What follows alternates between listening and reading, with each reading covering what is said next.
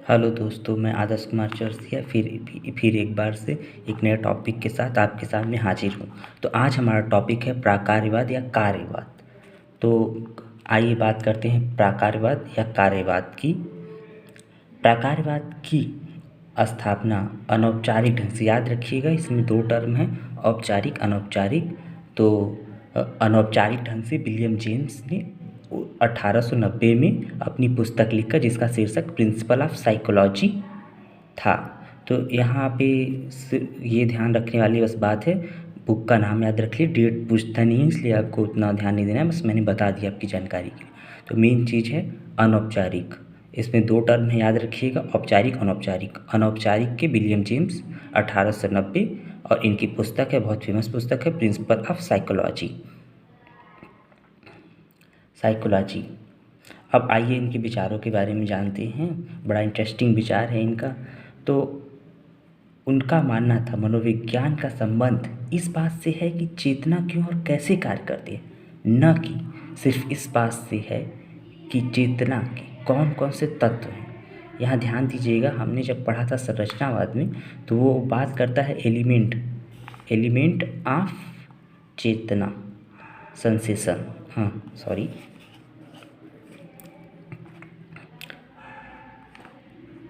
Conscious experience की बात करता है। और उसके तत्व थे सेंसेशन, फीलिंग और इन्फेक्शन, भाव अनुराग, इमेज प्रतिबिंब प्रतिमान। ठीक है, ये तत्व याद ही होगा, कोई बड़ी बात नहीं है।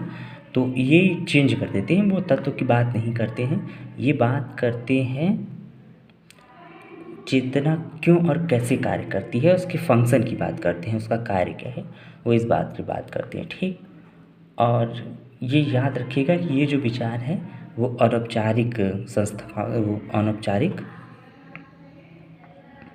संस्थापक के हैं। इसमें एक और टर्म आएगा जो औपचारिक रूप से उसके संस्थापक हैं, जो प्राकार्यवाद के औपचारिक संस्थापक हैं, उनका नाम है डीवी, एंजेल तथा कार को प्रक्रियाओं या कार्य के अध्ययन में होता है। ये अलग चीज़ है, मतलब ये दोनों में थोड़ा सा डिफरेंस है। इन्होंने कहा था विषय वस्तु तो चेतना अवश्य थी, मतलब इनकी विषय वस्तु चेतना अवश्य थी, लेकिन सिर्फ चेतना के एलिमेंट नहीं बल्कि चेतना क्यों कैसे कार्य करता है, ये बात पे जोर दिया है। और अदर हैंड आइए हम लोग बात कर लेते हैं प्राकार्यवाद के औपचारिक संस्थापकों की। मैंने नाम पहले ही बता दिया है, डीवी, एंजेल, कारा। तो इनका मानना था मनोविज्ञान का संबंध मानसिक प्रक्रियाओं या कार्य के अध्ययन से होता है, न कि चेतना के तत्वों के अध्ययन से होता है। तो ज़्यादा डिफरेंस नहीं है। वो चेतना की कार्यात्मक उपयोगिता की बात करते हैं, और सेम थोड़ा सा शब्द चेंज करके ये मानसिक प्रक्रिया प्रोसेस। अब मानसिक प्रक्रिया में पहले ही बता चुका हूँ, एक इंडिविजुअल व्यक्ति अपने दिमाग से जो भी सोच सकता है कर सकता है, सब मानसिक प्रक्रियाओं में आता है, इसमें कोई बड़ी बात नहीं है। तो ये तो लगभग हो ही गया है, आप देख ही रहे हैं, मैंने नोट डाउन कर दिया है। विलियम जेम्स 1890, उनकी book psychology, principle of psychology. और प्राकार्यवाद के अनुसार मनोविज्ञान का संबंध मानसिक प्रक्रियाओं या कार्यों के, ये देखिए, ये जो मैंने हेडलाइन की है ये पूछता है, ये औपचारिक विचार है और यही पूछता भी है, इसलिए मैंने यही लिखा, अनौपचारिक वाला मैंने नहीं लिखा। अनौपचारिक वाला मैंने आपको मुजवानी बता दिया था कि ये बात करते हैं कार्यात्मक चेतना की, कार्यात्मक उपयोगिता की। ये तो बहुत हो गया, चलिए तो इसको ख़त्म करके आगे बढ़ते हैं। अब हमारा नेक्स्ट टॉपिक बहुत इंटरेस्टिंग और बहुत ही इम्पॉर्टेंट है, अधिकतर इसी में से पूछा जाता है, व्यवहारवाद। व्यवहारवाद की स्थापना वाटसन द्वारा 1913 में की गई। उनका मानना था कि मनोविज्ञान एक वस्तुनिष्ठ, अब वस्तुनिष्ठ शब्द आ गया है तो इसका मतलब मैं आपको समझा देता हूँ।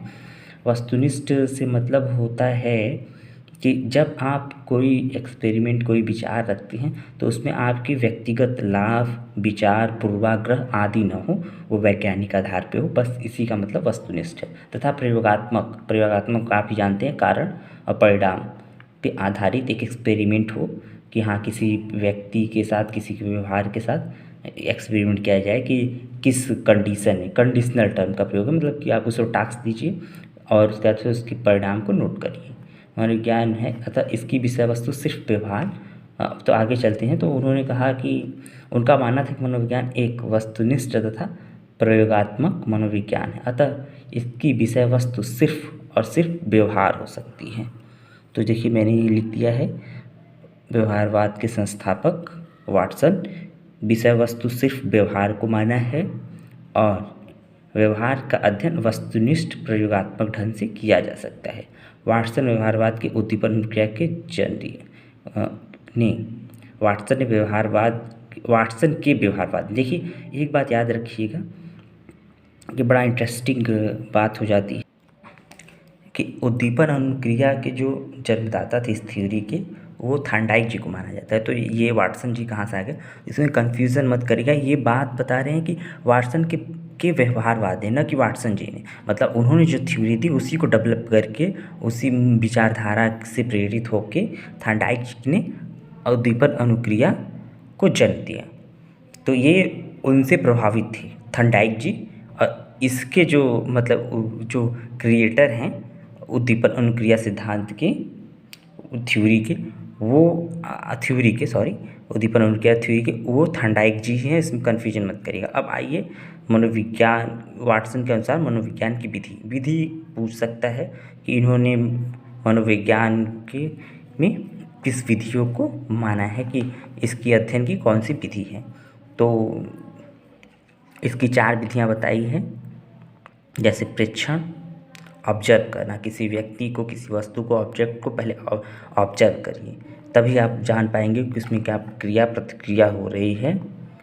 फिर आप उसका परीक्षण करिए, उसे विभिन्न रूपों में, विभिन्न प्रक्रियाओं में, विभिन्न कंडीशन में उसको टेस्ट करिए और उसके परिणाम को नोट करिए।